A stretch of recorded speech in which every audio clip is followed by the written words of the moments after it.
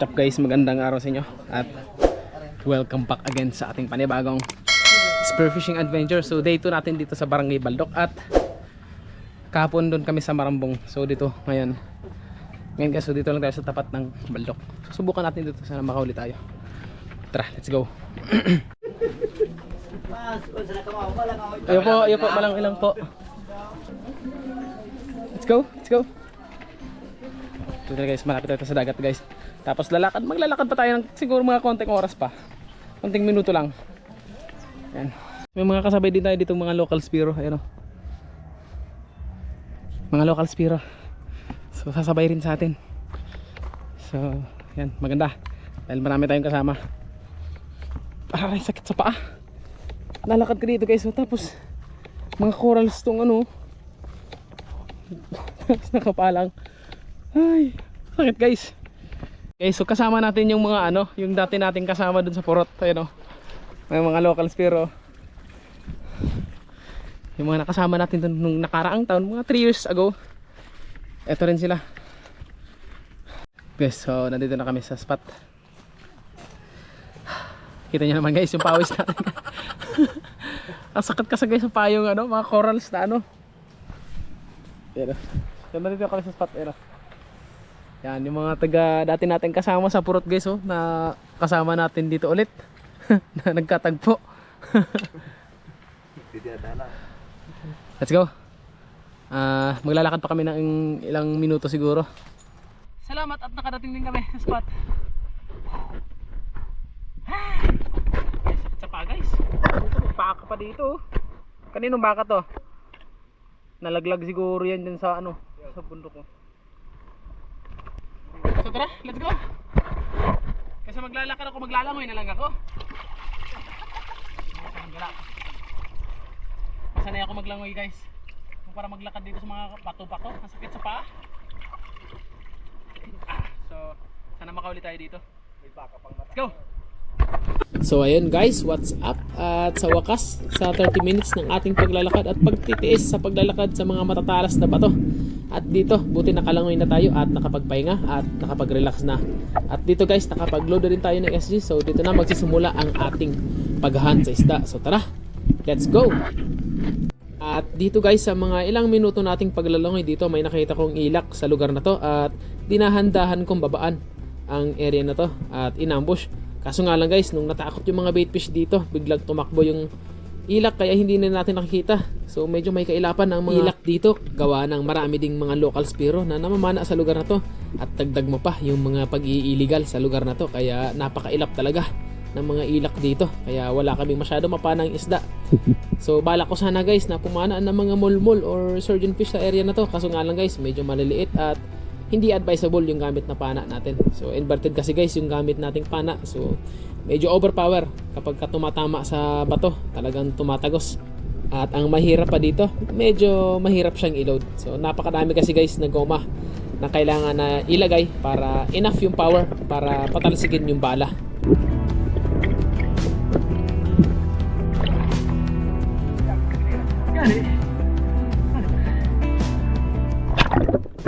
At dito guys, halos 1 oras na ang nakalipas. So hindi pa ako nakakahuli sa mga oras na to. Kaya dito naabot ko na ang dulong bahagi ng bahura. At ito yung mga nakahiwalay na bahura sa area na to.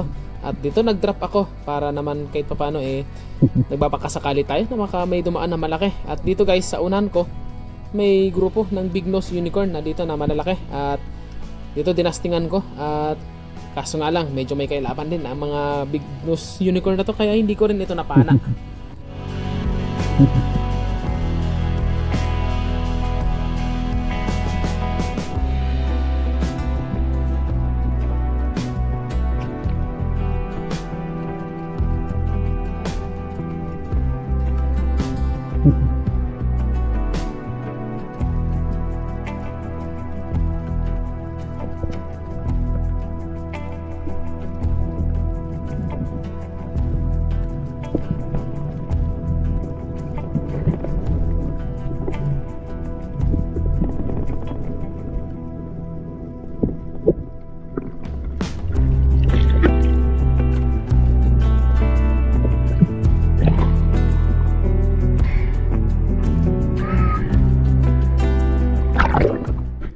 pagkatapos natin ulit guys makapag-ipon ng sapat na hangin at binalikan ko kagad ang area na to at dahan-dahan na bumaba. At dito guys, habang pababa tayo, may nakita kong isang malaking long nose emperor at di ko muna to hinabol.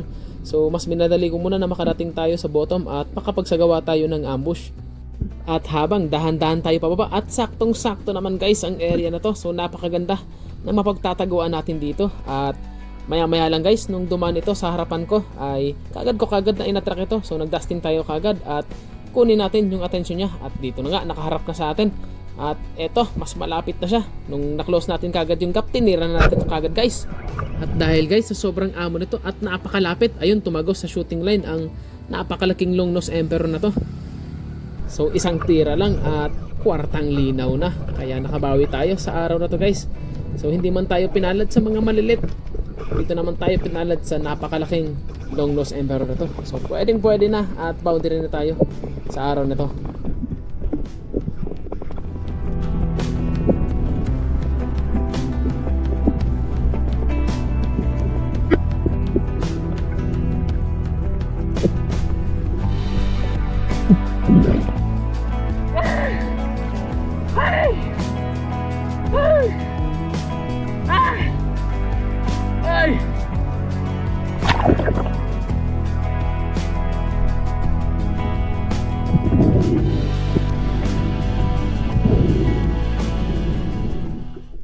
At dahil guys, nakatagos yung isda dun sa shooting line, yung shaft natin naiwan dun sa ilalim at yun yung dahilan kung bakit nakasabit na rin yung isda sa ilalim. Kaya dito guys, so dali-dali akong tumawag ng backup para kahit pa paano may backup tayo at may tumingin sa pag-recover natin dun sa isda. Paano ka pa-assist? Pa-assist.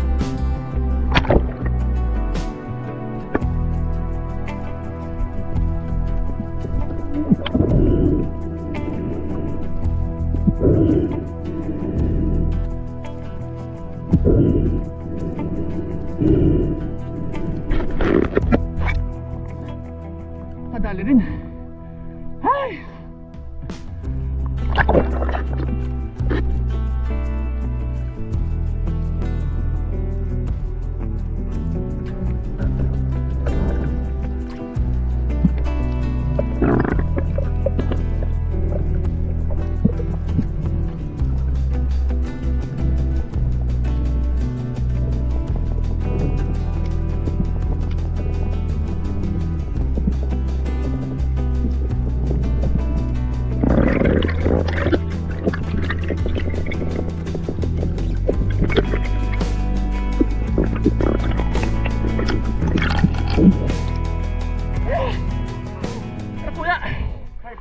Ha? Kung saan sanay dyan ka, no?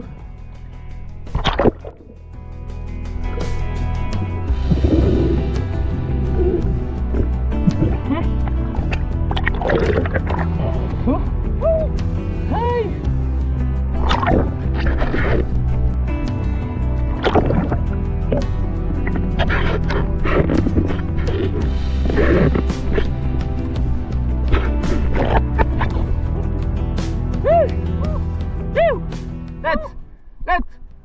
Eto talaga guys, yung masasabi kong isang tira lang, kwartang linaw na. So far guys, ito ata yung pinakamalaking long nose emperor na nahuli ko sa buong buhay ko ng pamamana. So grabe, napakaswerte. Hindi man tayo nakahuli guys ng mga medyo maliliit pero binawi naman ano. So syempre, sa lahat ng mga spiro talaga, may pag-asa talaga palaging dumarating kapag ka nasa tubig tayo. Huwag tayong mawala ng pag-asa. Makakahuli pa rin tayo dahil nasa tubig pa tayo. So eto guys, yung huli ko. Isang peraso lang pero kwartang linaw na.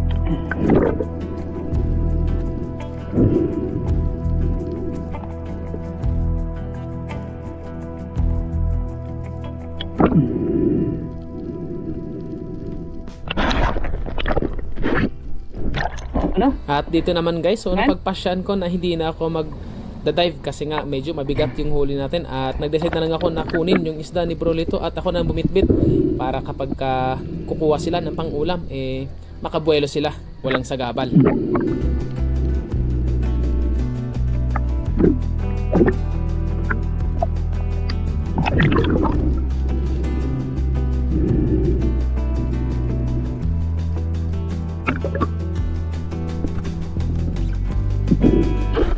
Guys, yung huli namin ngayon guys. Oh. At dito guys, pakita ko lang sa inyo yung napagbukod-bukod naming huli ng aming tropa. At eto guys, yung lahat na nahuli namin sa araw na to. At mabuti na lang, nakahabol pa tayo. So napakalalaking isda guys, so swerte. At salamat sa biyaya na binigay at pag-iingat sa pagdadive natin ngayong araw. At dito na po nagtatapos ang ating day 2 ng pagdayo. So maraming salamat sa inyo guys sa walang sawang pagsuporta at pagsubaybay sa aking channel. So maraming salamat po sa inyo. At kung hindi ka pa po nakapag-subscribe sa ating channel, huwag po kalimutan mag-subscribe at i-click ang notification bell para palagi po kayong updated sa mga ganitong videos nating i-upload.